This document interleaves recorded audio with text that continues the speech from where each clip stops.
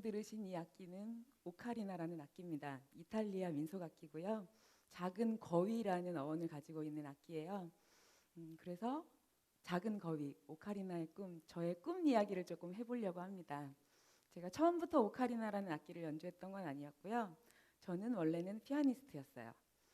피아노를 연주했을 때랑 지금의 저와는 조금은 다른 모습이었는데 피아니스트가 되기 위해서 어렸을 때부터 꿈을 꾸고 정말 많은 시간을 피아노 연습을 하면서 성장을 했거든요. 그때는 피아노하고만 소통을 하면서 사실 사람들하고 소통할 시간이 그렇게 많지는 않았던 것 같아요. 왜냐하면 많은 시간을 투자를 해야만 연주를 잘할 수 있기 때문에 연습실에서 혼자 항상 있었고, 그리고 철저히 저한테 좀 제 스스로 저한테 악역이었던 것 같아요. 완벽하게 연주를 하고 완벽하게 갖추어지지 않으면 무대에 올라서지 않게 저한테 혹독하게 했던 것 같아요. 그러다 보니까 자연스럽게 혼자 있는 시간이 많았고 혼자 하는 시간이 많았고요. 무대에 올라가도 피아노에 앉아있는 모습은 이렇죠. 대중들을 바라볼 수 없고 혼자 피아노만 바라보고 음악과 소통을 해요. 물론 음악을 들어주시는 객석에 앉아 계신 분들이 있죠. 그런데 사실은 객석에 계신 분들을 배려하기보다는 저 혼자 음악에 심취하고 저와 음악만 교류하는 일들이 더 많은 것 같아요. 물론 모든 피아니스트가 다 그렇진 않지만 저는 그랬던 것 같아요. 한 번은 이런 일이 있었어요. 무대에 올라가서 그날도 열심히 피아노 연주를 하고 있었는데 눈이 따가운 거예요. 근데 인조 눈썹을 붙이고 올라갔는데 눈썹이 떨어졌어요. 근데 지금 같으면 잠깐 떼고 연주하겠습니다 이렇게 말씀을 드리고 연주를 했을 텐데 그때는 어떻게 해야 될지를 몰라서 눈을 질끈 감고 막 연주를 했어요. 아마 보신 분들은 저 피아니스트가 굉장히 음악을 열심히 연주를 하고 있었구나라고 생각을 하셨을 텐데 저는 방법을 몰랐기 때문에 저 나름대로의 연주를 한 거죠. 그렇게 연주를 하고 어떻게 연주가 끝난지도 모른 채 연주를 마치고 무대에서 나오려고 하는데 하얀 건반 위에 눈썹이 떨어져 있는 거예요. 그래서 그 눈썹을 잡고 일어서려고 하는데 실수로 건반을 눌렀어요. 어땠겠어요? 땡 하고 소리가 났을 거 아니에요. 사실은 그건 그냥 실수고 에피소드인데 그런 작은 실수조차도 제가 용납이 안 됐던 거예요. 그래서 무대에 올라가는 것 자체가 두려워지기 시작을 하고, 그리고 음악이라는 거는 관객이 있고 함께 소통을 해야 되는 건데 마치 저런 깜깜한 무대 위에 혼자 앉아서 마치 악기와 사투라도 벌이듯이 하는 게 진정한 음악가일까라는 고민에 빠지기 시작을 했어요. 물론 모든 피아니스트가 다 그런 건 아니지만 저는 그랬어요. 그러다 보니까 약간의 방황이 조금 시작이 됐고요. 그러면서 방황을 해소해 줄 매개체가 필요했던 것 같아요. 그러면서 다른 데 시선을 조금씩 돌리기 시작을 했어요.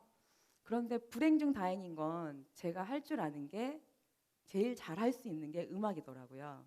그러면서 저는 오카리나라는 악기를 만나게 됐습니다. 오카리나는 지금은 많은 분들이 접할 수 있고 아이들도 많이 연주를 하긴 하는데요. 제가 오카리나라는 악기를 만났을 저 당시에는 연주자도 별로 없었고 접할 기회가 없었어요. 그런데 다행히 저희 선배님 한 분이 연주를 먼저 하시는 분이 있어서 제가 악기가 궁금해서 그 선배님을 찾아갔는데 마침 그날이 선배님이 연주했던 날이었던 거예요. 연주장을 찾아갔는데 대기실에서 저한테 악기를 주면서 불어보라고 그러시는데 이 악기는 다른 관악기랑 다르게 입에 대고 호흡만 불어 넣으면 누구나 소리를 낼 수 있어요. 지금 오신 여러분들도 악기가 있으신 분들은 5분, 10분만 잡고 조금 소리를 내보시면 한 곡, 두 곡 정도는 쉽게 연주하실 수 있는 악기예요. 물론 잘 부는 데는 시간이 조금 걸리긴 하지만요. 그날 연주를 해보라고 해서 연주를 했고요. 무대에 함께 올라가자고 해서 무대에 올라갔어요. 겁이 없이. 몰랐기 때문에 올라갔어요. 그런데 제가 그날 무대에 올라가서 태어나서 무대 위에서 처음 새로운 것을 발견했어요. 객석에서 저를 바라보고 계시는 여러분들의 눈빛을 발견한 거죠. 피아노를 칠 때 무대에 올랐을 때 전혀 발견하지 못했던 관객과 사람과 사람의 눈빛으로 소통하는 그 모습을 발견한 거예요. 그날부터 저는 오카리나 연주자가 되었습니다. 관객분들이 저를 오카리나 연주자로 만들어주셨어요.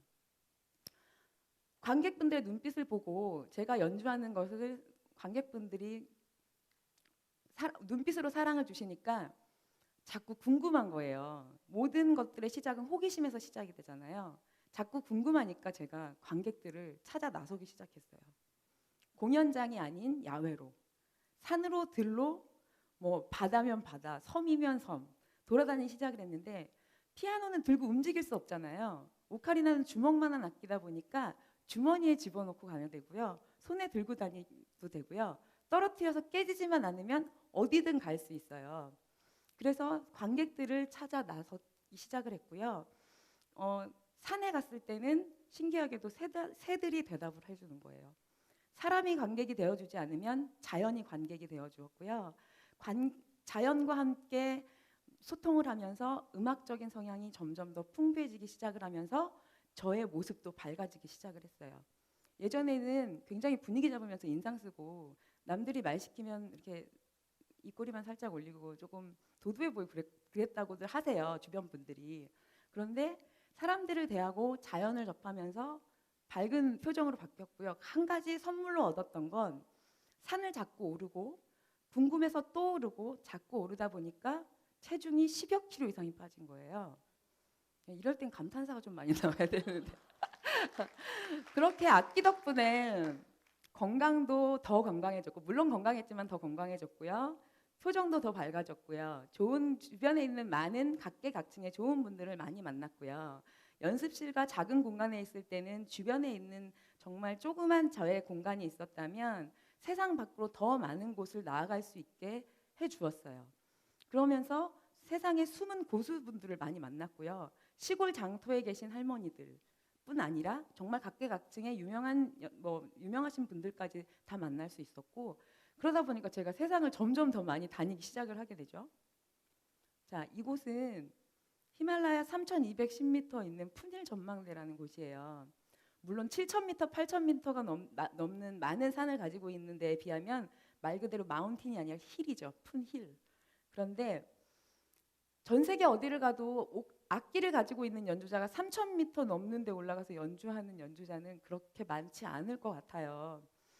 저곳에 올라가서 아래에서 보지 못한 풍경을 봅니다. 아래에서 볼 수 없는 풍경을 올라가면 보고요. 그 올라가서는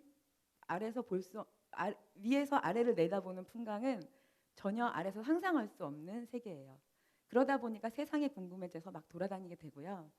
그리고 많은 분들을 만나고 이 조그만 주먹만한 악기 덕분에 제가 사실 오늘 이 자리에 서서 이 테드에 오신 여러분들을 만나게 된 것도 저는 이 악기 덕분이라고 생각을 해요. 그러다 보니까 이 보석같이 정말 축복같이 받은 선물을 제가 어떻게 하면 다시 선물을 받기만 하지 말고 돌려드릴까라고 생각을 했어요. 그러면서 제가 가지고 돌아다닐 수 있었던 이 악기를 가지고 아이들을 찾아다니기 시작을 했습니다. 이 악기는 아까 제가 말씀드렸듯이 배우기가 쉬워요. 그냥 소리만 내면 훅 불기만 하면 소리가 나거든요. 그리고 음계가 한 옥타브 반밖에 되지 않기 때문에 어디 나라든 민요는 민속 음계는 5음계에서 다 끝나요. 아리랑 같이. 그러면 아리랑을 연주를 하며 그 나라의 음계를 두 개를 섞으면요. 기가 막힌 하모니가 돼요.